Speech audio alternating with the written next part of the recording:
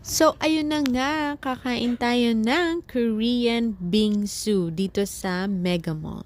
Ito yung mga flavor nila. Unfortunately, wala na yung may mga chocolate, kaya ang order namin ay mango cheese.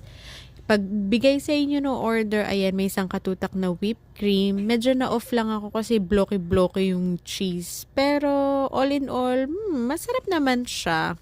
Tikman na natin. Lalagay ko ba dito, te?